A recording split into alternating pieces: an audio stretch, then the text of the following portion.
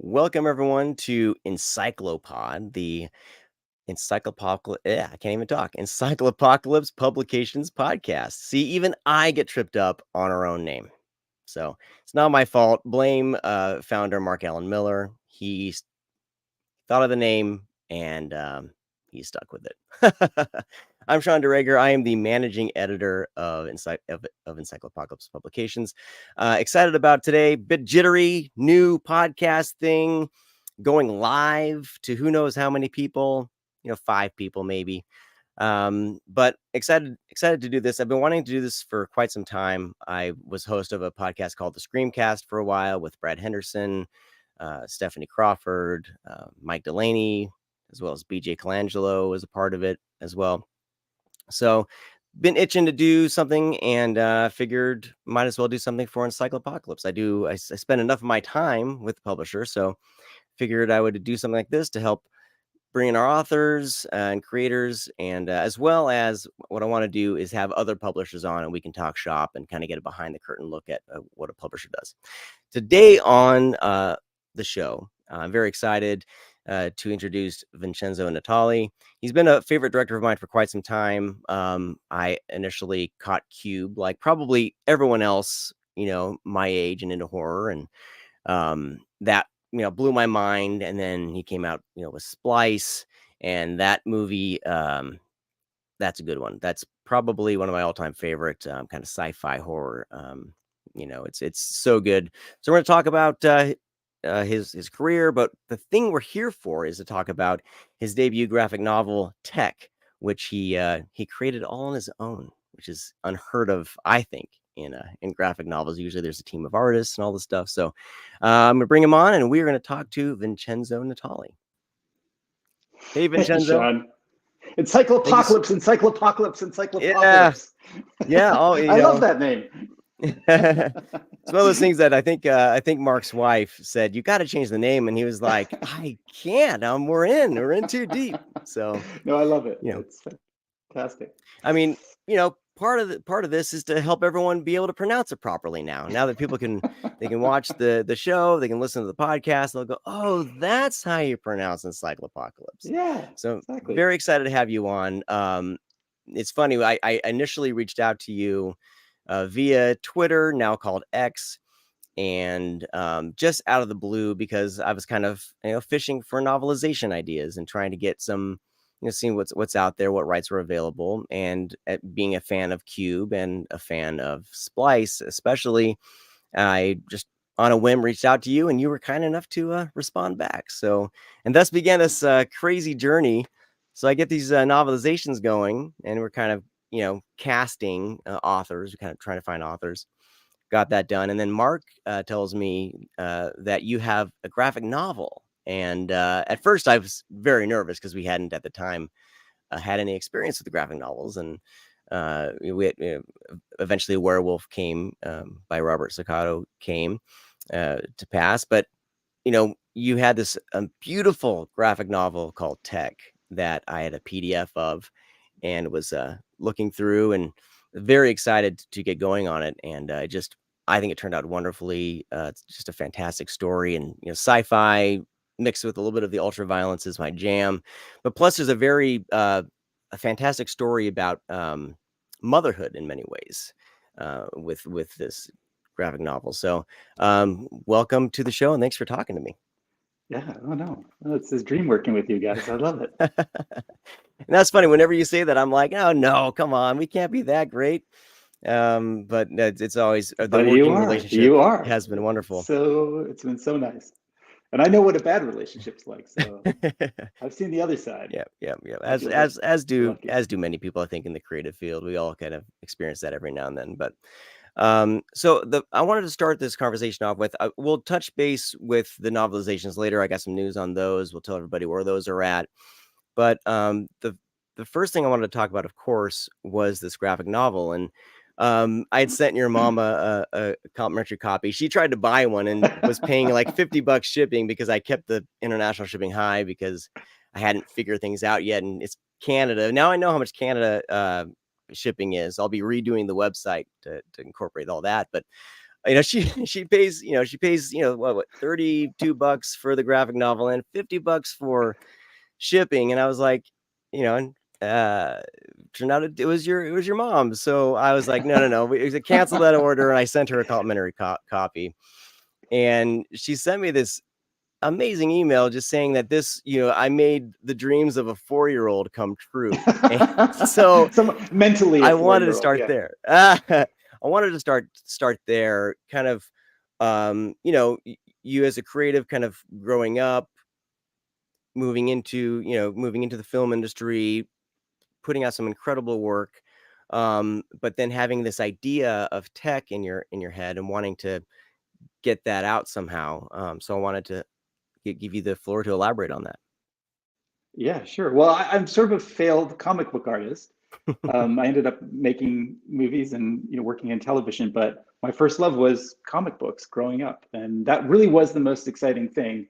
I'm of a certain vintage, and in a pre-Star Wars world, for a little kid, there wasn't a lot that was made for us, and there wasn't a lot of visual kind of narrative storytelling that was really exciting.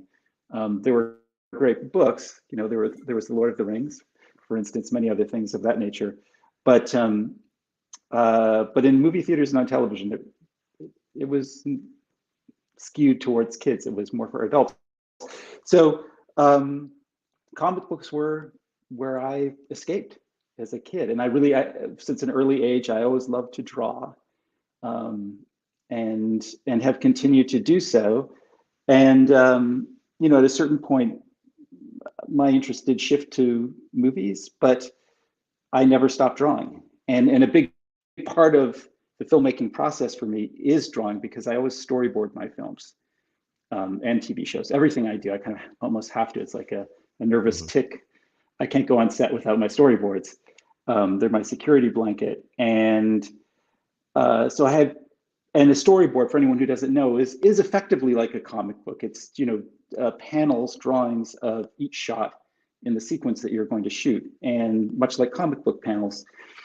And I don't know if I'm a particularly good artist, but I am fast, and I have sort of came to the realization that, well, I think I could do a comic. I think I just have like the speed to do it. So why not give it a shot? And concurrent to that, Apple came out with the iPad Pro. And that was the first tablet where you could actually draw on the screen. And when I realized what that was capable of, that I could pencil it, that I could ink it, that I could color it, that I could do all of the layout and the lettering, everything on this one little device all by myself, that was really the kind of green light for me to jump into it. And it was lovely, because I'm used to working in film where you're always pushing a boulder up a hill to get anything made. It's an incredibly slow process. It involves a lot of people. It's very expensive. It involves a lot of money. There's a lot of risk. There's a lot of politics involved in just getting anything made, and in making, and in finishing, and everything. So it's a wonderful medium, the best medium in my opinion.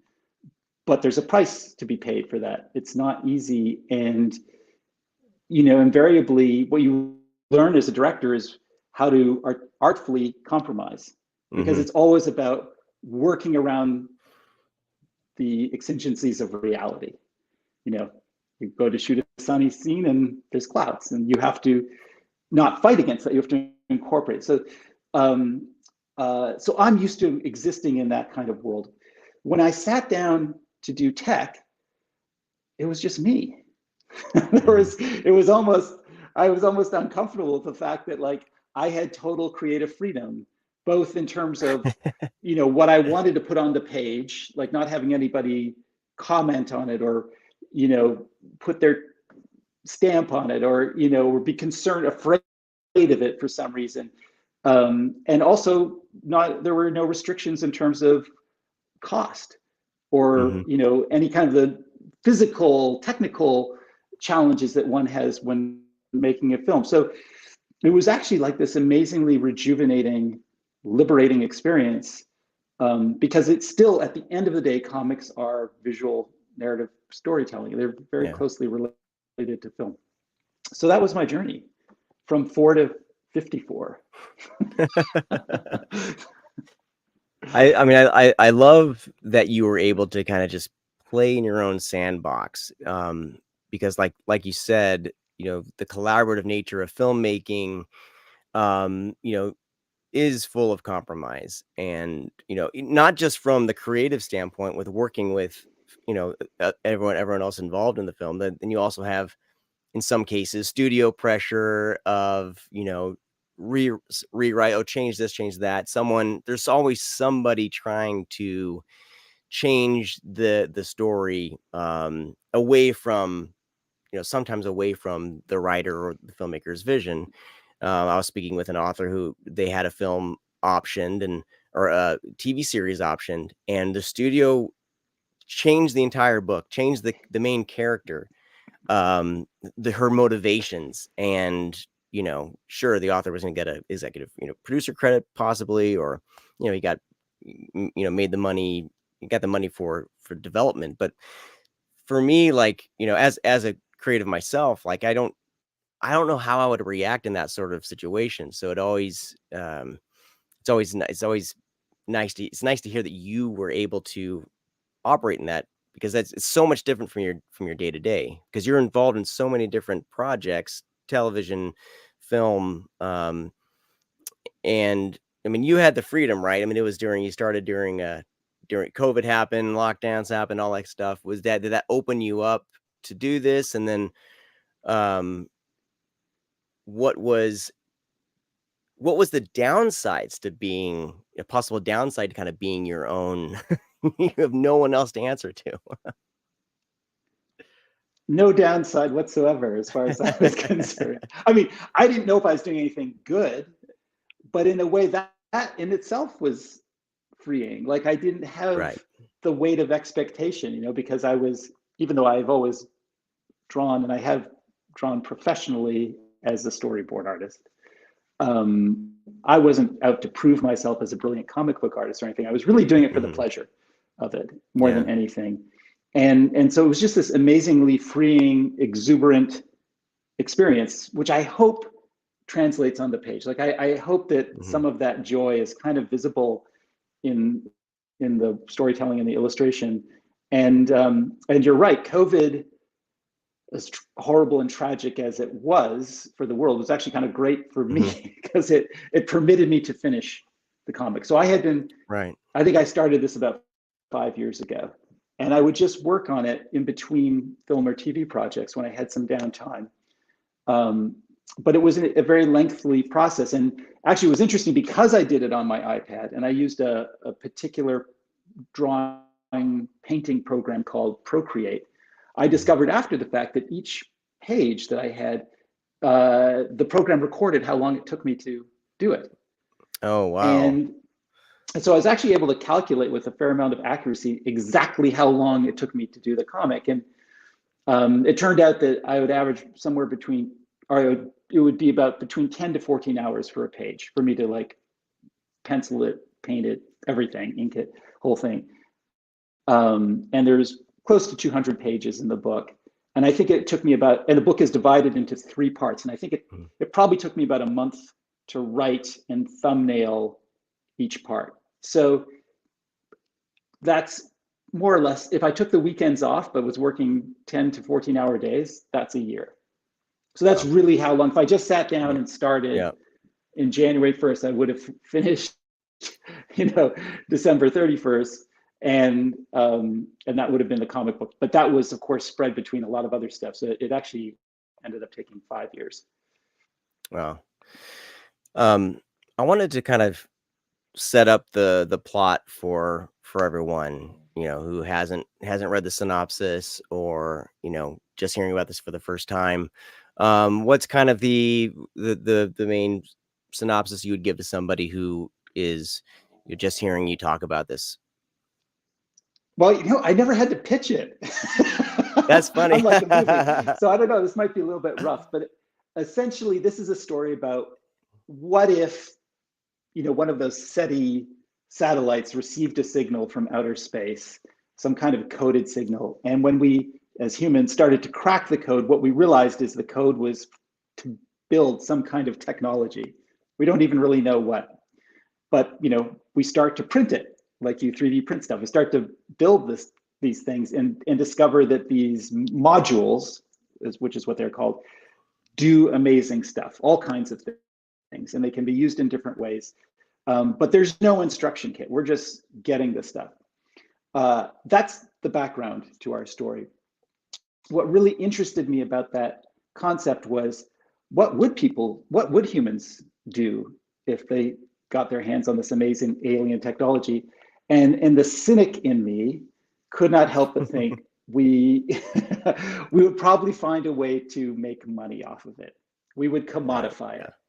And so the idea of there being the alien technology being commodified, and that there would invariably be some kind of black market that would then spring up as a result of that.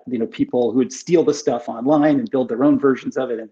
And so tech posits a world where there's this very robust criminal element that is taking this stuff, and they're turning to all kinds of things, including drugs. Mm-hmm. So people are literally smoking alien technology, and it's doing crazy things to them, and it's like an epidemic. And so in this sort of messed up world, we find our main character, Shell, who is a young woman who effectively is a courier for this stuff. Like she's grown up with it. It's been around long enough that she's grown up with it. And so she has this almost sixth sense for the modules and being able to identify them and kind of know what to do with them and so on. And that's all fine, but she, at one point in her career, got pregnant, and she had a kid, and the kid has physical issues, which are almost certainly a result of her exposure to the modules, because the modules do affect, if you spend it, like, they radiate something. So if you get to spend too much time with them, they actually deteriorate you at a cellular level. So she has this tremendous conflict in her life, because on one hand, she feels like she has to protect her child, and she desperately wants to get out of this criminal world that she's stuck in. But the only way she can save her child, to pay her medical bills, is to work in the criminal world.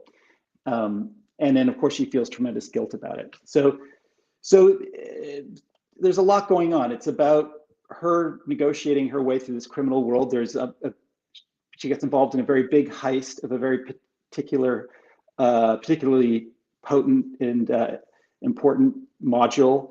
And then it's about her trying to reconnect with her daughter. Mm-hmm. So that's like a 5-paragraph pitch. That's a terrible pitch. It's better than I can do. On the screencast, I would always try to tell everyone what a movie's about, and I would fail horribly. So I think you did better than I can. That's not an elevator pitch. That's like an airplane pitch. Yeah, I love the character of Shell, and I've noticed, you've done sci-fi in the past. Cypher is a film that you've done. There's a woman lead character there. Splice, although everyone assumes, kind of looks at Adrian Brody as the main character. It's Sarah Polley, right? Was Sarah Polley the actress? Her character also has is a lot going on as well. And then I was even just watching, because Mark brought it up, and I just threw it on, In the Tall Grass the other night. I know you didn't write that, but it was a Stephen King. Oh, I did.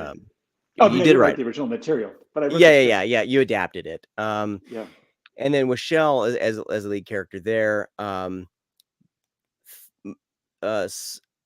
Splice, In the Tall Grass, and then Tech do have kind of a connection with motherhood, but a strong woman character. What kind of leads you to writing these women characters, as opposed to, I'm gonna do a sci-fi film with this tough guy, whatever? Because I noticed, I like it when male authors can do that well, because a lot try and can't, but I think you're one of them that does it very well. What guides you to kind of these characters, and even the theme of motherhood? that has been into a Uh, few of your films? I was brought up by my mom. I have a very nice mother, as you were just saying. So I'm sure that has a lot to do with it. And then, you know, I think it's just because until recently, and of course things have changed quite dramatically in the last 5 years, we just didn't see a lot of it. Hmm. And you know, and in the case of Splice, like I don't think the women are always great.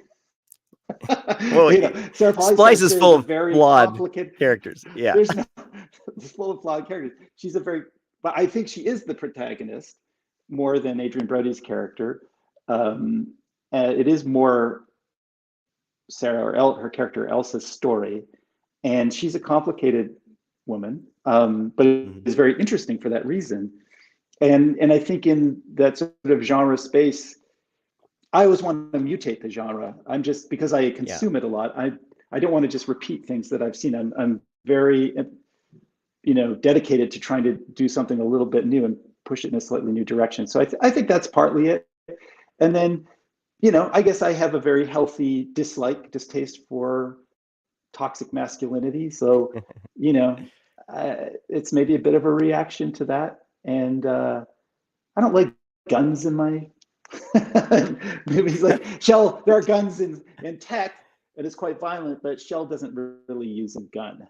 I'm not, Right. I think I like, and they're smart. I'll tell you, that's what all is common to all of these Yeah. female characters. They're really smart, so they're interesting. And yeah, anyway, that's as much self-analysis as I would probably do. Probably, it mostly has to do with my mom. But I must say, like, Shell is black too, and that was a very conscious, direct reaction to Trump, because when Mm. I started tech in 2016, I think, if I remember correctly, and I was like, Trump got like, I was like, my main character is going to be a black woman. I'm so angry about that whole situation, Yeah. and so that, yeah, so I think that's also plays a role in it all. Yeah. Well, I Yeah. mean, like I said, I do love the way you mentioned playing with genre, playing with stereotypes, playing with all of that, and I think that's the one thing that I gravitate towards, your work, is because I know that if I'm going to watch something that Vincenzo Natali is a part of, it's going to be turned on its head. It's going to be something, different than I'm normally seeing. I'm going to be surprised, and interested the entire way through. I feel like I said, just because it's fresh in my mind, the tall grass, in the tall grass, that movie, when I first saw it, I was just kind of riveted. I was like, where is this thing going? And it Oh, does a thanks. great job of just stringing the viewer along, because at first I was like, man, I don't know if I want to watch this, because I'm feeling very claustrophobic. Because at first it feels like almost like a stage play, very, one location type story. And then you start, you're pulling the thread and you realize there's more going on. Cube is very much the same way. You think, oh, this is a small scale science fiction, but uh, as you start going through, you're realizing there's more, more to as you go through peel the layers away. And I feel like that's the case with everything that I think that I've seen you do. There's, that you're never gonna you're not just writing to cut a paycheck. Like there is, you know, Thanks. we're moving in the streaming space and everything, and where these studios are talking, they're wanting content, they're wanting IP. Um, and and I feel like you can pump out IP, but I feel like true creatives, you know, Mm. I know that everyone is not happy about that, but I know that, at the end of the day, you need to make a living, and people need to make, compromises and concessions. Um, how do you balance this kind of push and pull of, like, studio system? I mean, you did Cabinet of Curiosities, for Netflix. You were brought on board to do an episode of that. You've done The Peripheral, which, to my dismay, and ultimate sadness, was canceled by Amazon Prime after the first season, after this cliffhanger. Right. But how do you juggle that? Because I know, because this is your livelihood. We all can't just, I mean, if I had my say, I would just do this, every day. This publisher, I would do that, but I don't. There's other things that I do that I don't like to do, but I got to work and do that, to provide for the family. How how do you I guess we all don't know how we do it, but how do you in the best sense juggle, that the creative with the IP, in a sense, to Right. keep going in this field. Yeah, it's hard. I would have made a lot more movies, but for the fact that I, it's very hard for me to work on something that I don't care about. It's too much work. Hmm. It's so, Yeah. but I've done journeyman work in the TV space. Like Right. I went into TV because it was becoming, for me, very, very difficult to survive as a feature filmmaker. And I had a family, and I was responsible to more than just myself at that point. And so I went in there with like these, the attitude like, well, I just need to work. I just got super lucky because I fell into the auspices of Brian Fuller, and I worked on Hmm. Hannibal, and then that opened up this whole world. And it just happened to be a time when TV, in fact, was maybe a little bit more interesting than film was, at least in the Right. mainstream. Yeah. And there was a lot less creative oversight from the studios or the networks and so on. So ironically, in my attempt to become a journeyman director, I actually got to work on some very interesting stuff. And I always made it my objective to put as much of myself, invest as much of myself, and work as hard on those shows, which were not mine, and doing them as though but put as much work into them as if they were mine. And Hmm. and that actually ended up being not just a way to survive, but I found it kind of creatively rejuvenating. Um, so I was lucky. I think I Yeah. have only managed to survive because of that. Um, uh, and Guillermo del Toro said a very true thing to me. He had made a great observation. He said, "Filmmakers always look forward, and studios always look back, and they always look Interesting. backwards. They're always looking at what used to, what has succeeded, and Yeah. filmmakers are always, of course, wanting to, or creative people want to do something new." And that, I feel like that's the central schism in this industry, and I'm sure I'm not alone in feeling that way. That's the biggest hurdle that I've had to jump over, is like, well, how do I get someone to give me millions of dollars, risk a lot of money on something that isn't proven, or there's Yeah. even, like in the case of something like Splice, is actually probably going to fail. This is very dangerous. It's asking a lot, and so I feel like I've been insanely lucky. I Hmm. think uh, there's a lot of luck in this business, Yeah. and so yeah, the answer to your question is, it's just, but it's hard. So it's just hard, and there's no easy way to find a path. You just have to like hack your way through it, and I think in the long run, now that I'm a bit older and I've been around for a while, I feel like I can say with some confidence that um, those old truisms are true, which is, be true to yourself. Like, do Hmm. what your heart tells you. Don't just do what's expected or what you think other people will like. Yeah. And I attribute some of my longevity to that. I think that uh, had I done a few of the things that have been given to me, maybe you know, if nothing else, I wouldn't be as happy with my professional career had I done those things. So yeah. And then, the other important thing, good friends. Like, Yes. if you, especially people that you work with, if you work with really great people, you always get to the finish line somehow. Things always work out in the end, and the opposite is true. Hmm.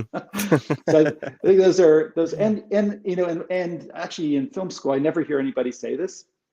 It's very rarely that I hear this, but uh, if you at all can, find a good producer. It doesn't have to be a famous producer, doesn't have to be a powerful producer, but somebody who wants to produce, who you really like and who understands you. And I've been lucky that I have this long-standing relationship with Steve Hoban, and that's protected me.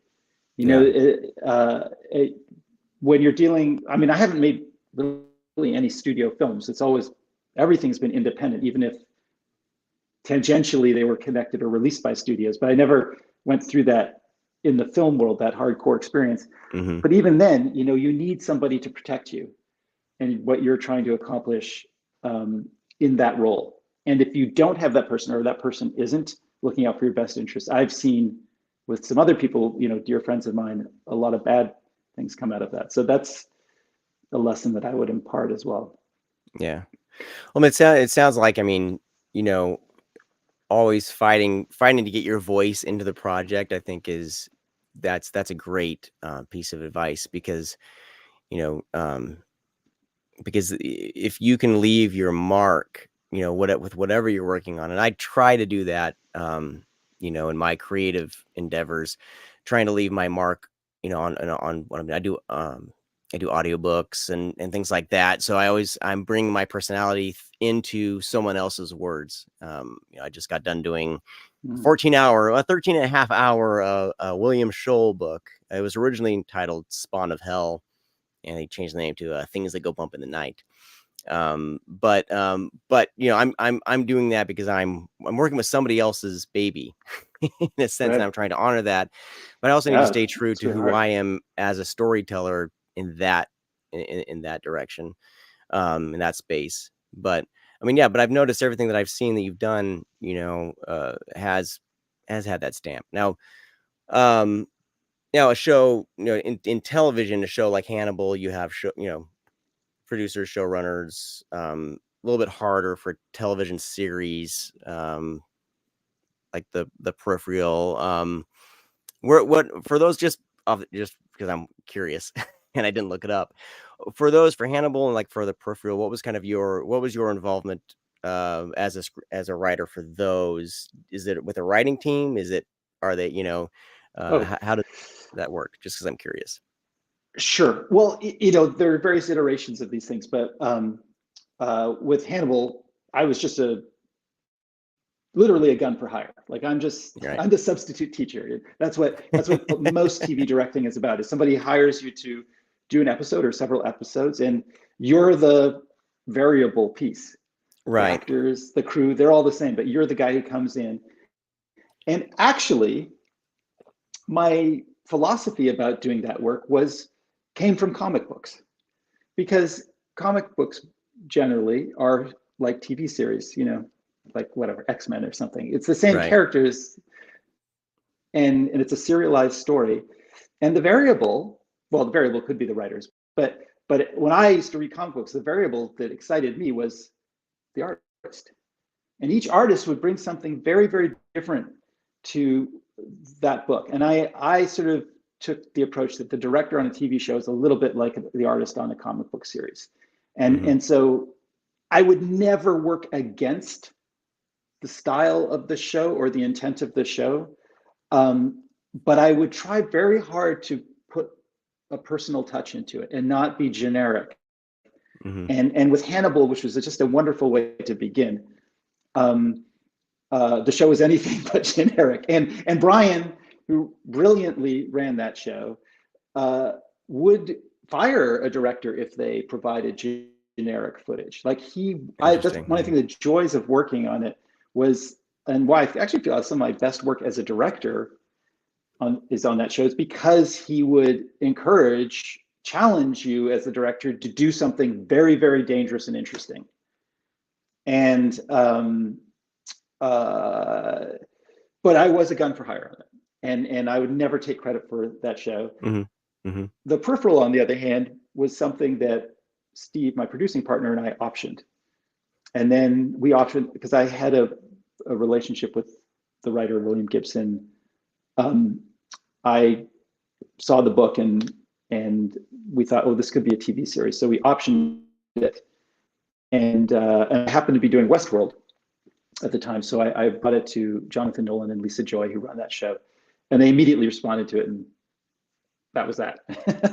But I was not the writer. So I was involved Right.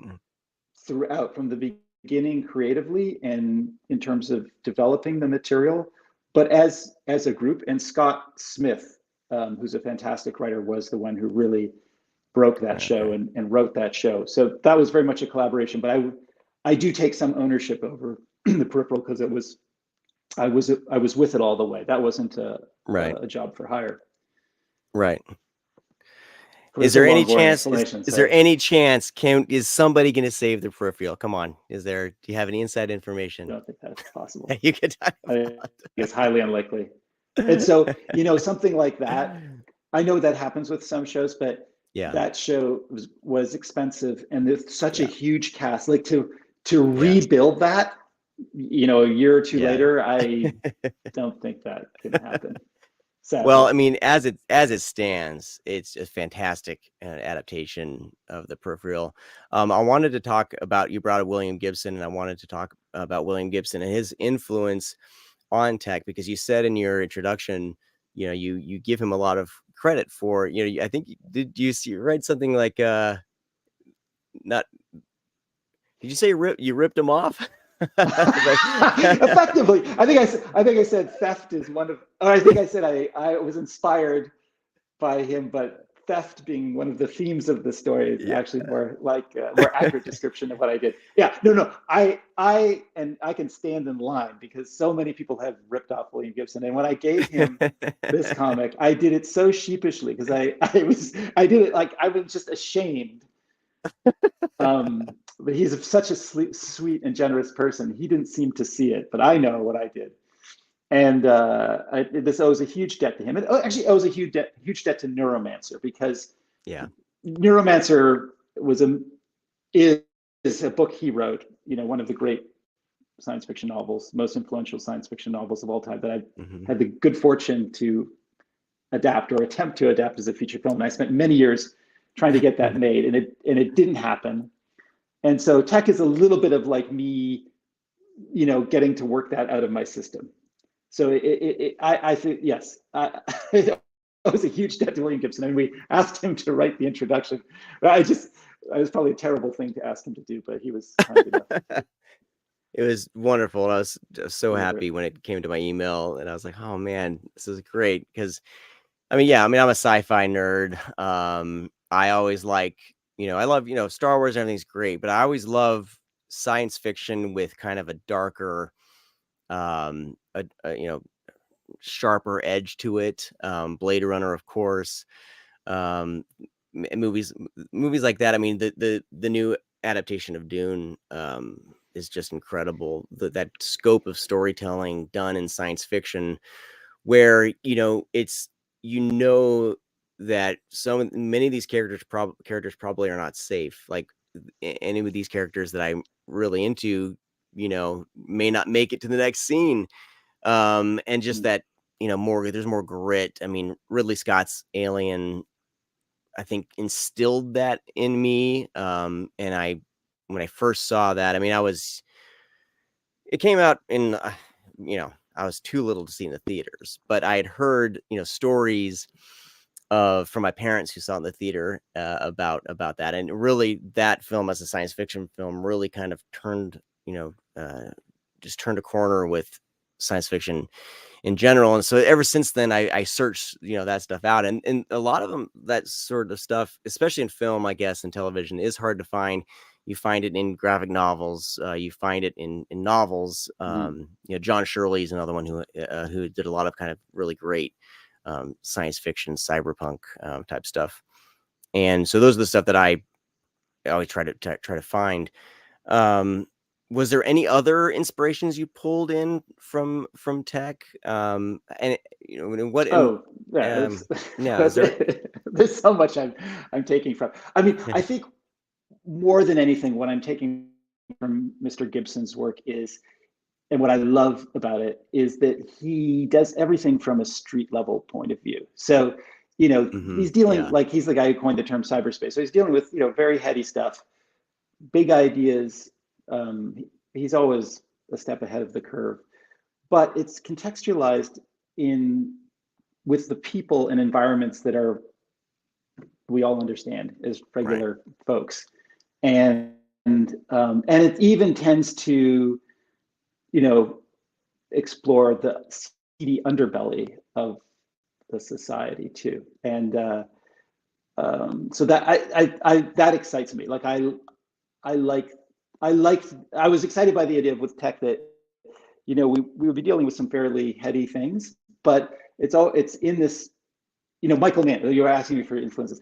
Michael Mann's a big influence. Like we're dealing with Yeah. this in a Michael Mann styled heist story. So it really grounds everything, and it makes it feel understandable. And you know, greed is something that we're very familiar with, especially these days Yeah. as a human trait. Like there's nobody in the story except maybe ultimately Shell herself who really has ambitions much beyond just getting rich. Like they're very narrow minded, and but it feels real, right? Like that's Mm-hmm. what I see when I open my news feed every day. I look out the window, I just see unmitigated human greed everywhere, and so I think that you're taking something very conceptual and then dragging it into the street is exciting, and Yeah. that's what he does. And then yeah, Michael Mann, you know, like Heat was something. Thief, I stole from Thief. uh, and then in terms of the art itself, like I'm a big fan of Moebius, whose real name is Jean Giraud, Inke Bilal, Yeah. Frank Miller, who his Ronin comics were very. These are things that are like in my DNA. I Yeah. mean, they were so important to me growing up and later in life as well. So I do feel like tech is kind of a blender of a whole bunch of things, probably many of which I'm not even conscious of. Right. Yeah. Yeah. We all kind of do that when we create things where there's stuff in our subconscious that we have just absorbed through, and especially people like us who just consume different types of media and film and stories. I mean, stories I think are the big. I'm a collector of stories, so whether it's interviews, documentaries, movie, film, books, all that kind of stuff. I just can't get enough of it, and that definitely informs things that I get involved in. And I'm sure that's the same for any creative out there and any author. I mean, any author, any filmmaker. We all have those influences that drive us, to make the things that we're excited about. Um, Yeah, and you just hope that like it's not a pastiche. Like what I hope with this is that there's kind of alchemy going on. So it unabashedly is influenced by many things, but that when put together and kind of filtered through whatever I got, right. it does become its own thing. Like it has its own identity, and I hope. Last It person to does. say. No, I mean, tech turned out, I think, more than I had imagined it would be when I first heard about it. It hits on so many. Whoops, I'm bumping my thing. There's so many, like I said, so many layers to it. It's not just this wham bam action sci-fi thing. There's so much beneath the surface to it that it makes me, I want to grab it and read and see what I missed, because there is, even in the images, there's so much subtext to everything. And the artwork is, the artwork is absolutely beautiful. And I love that you play with color throughout. And when we had some back and forths and talking about the colors of it, where it does start off, a bit monochromatic, but as the story goes along, as Shell starts realizing things about herself, there's moments where it's just this vivid imagery, and there's some spreads on that full page of just incredible imagery, and colors. It's absolutely fantastic. And in my mind, I'm like, I would love to see this on a screen, but would it be animated? And that'd be expensive. So I'm glad that we have this. I'm glad that we have this in book form, and digital. We finally got it up there on Yeah. on Amazon digital. That's a whole new ball game for us. We're trying to figure that out, but it deserves to be, just absorbed. And I really do love it.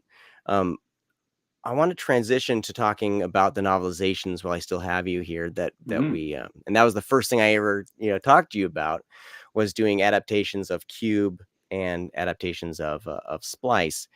And Cube is still being written, so I'm not going to announce anything about that other than we got 2 amazing covers all ready to go.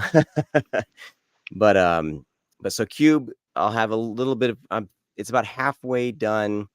It's the same thing. This is an author who has a day job in Los Angeles and writing, on their when they can, and so it just things take a little bit longer on it. But it's according to Mark, turning out fantastic so far. So can't wait to showcase Excited. that one. But I wanted to talk a little bit about the adaptation of Splice. Claire Donner is the author, and when we were kind of figuring out who could write it, we always have kind of a running list of authors and people that we've worked with or we know of, and we're kind of always keeping an eye on and I try to match.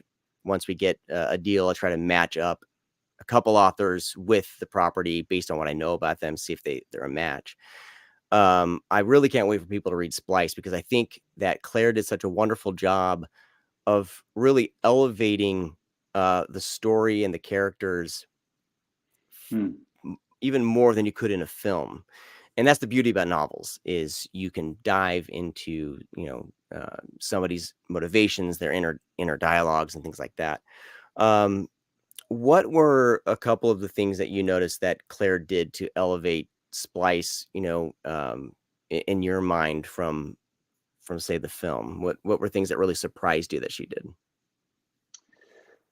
Well, it's everything you said. So for anyone doesn't get it, I've read Splice and the novelization. I think it's great, and I wrote you guys about that. But and to Claire, who I didn't know before this, but who I think is really terrific and so well researched, because she, we did a lot of research when we made the film Splice. I spent time in genetics labs, and I got to know a bunch of geneticists, and a few of them are in the movie.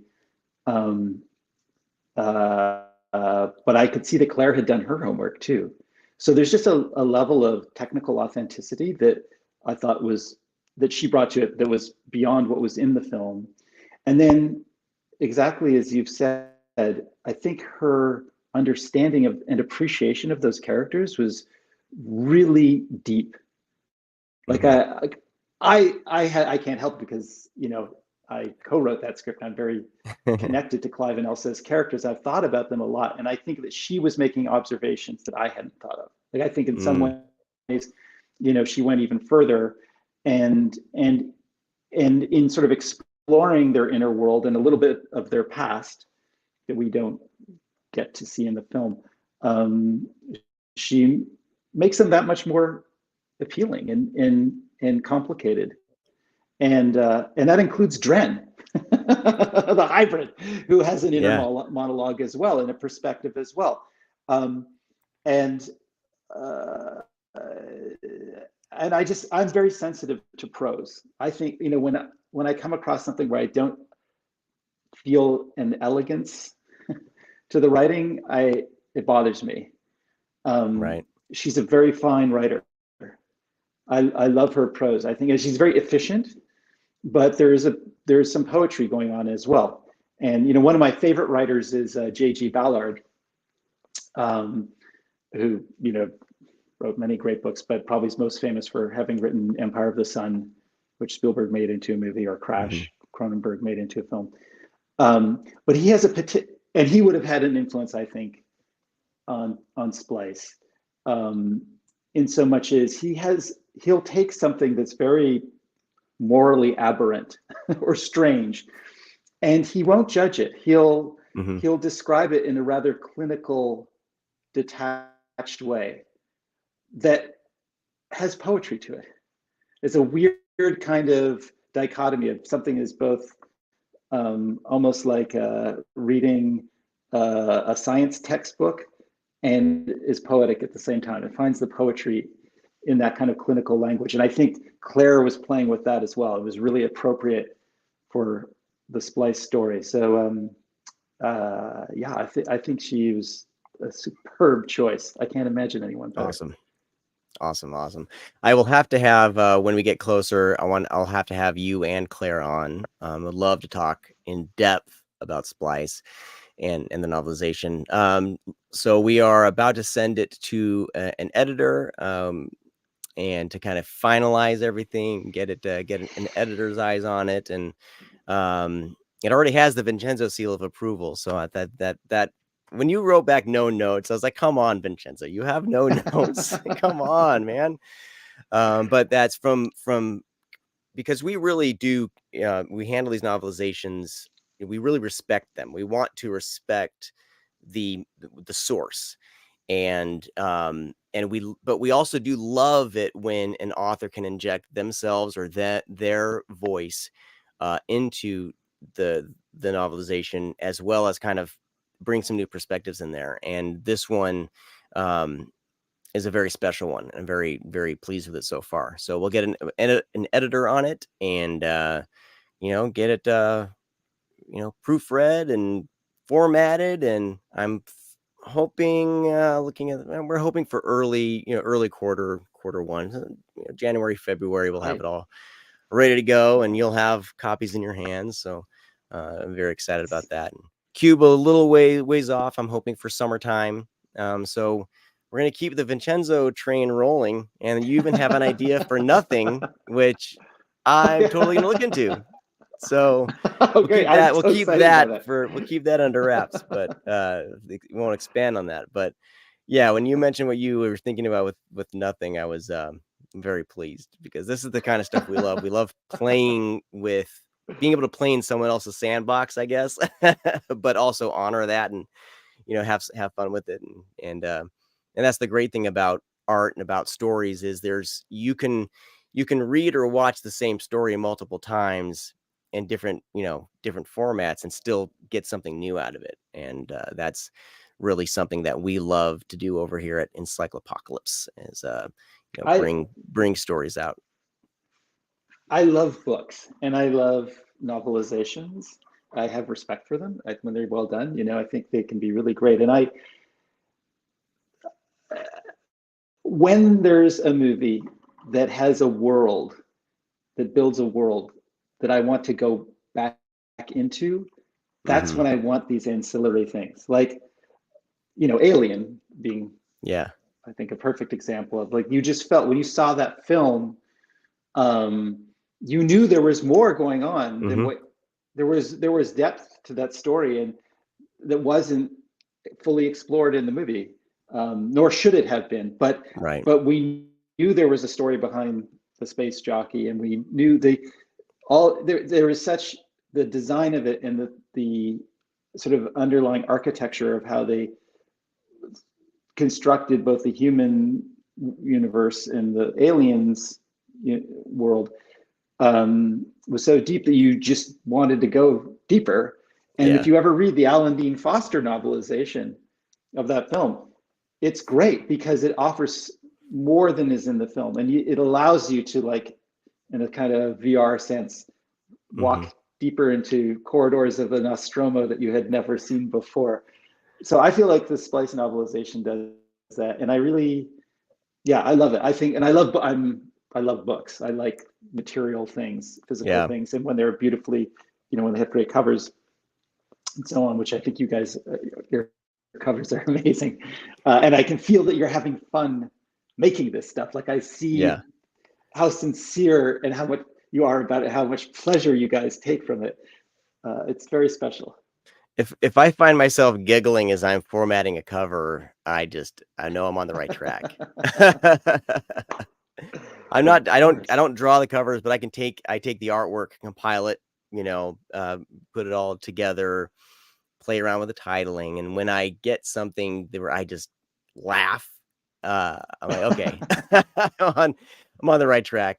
I just did Commando Ninja. I was able to use, it's a YouTube sensation, Commando Ninja. It's like a 60-minute YouTube movie, and we're putting out a special edition of the novelization that Brian Barry wrote. He he brokered that deal himself. He put out the trade version, and I was like, can we do a special edition?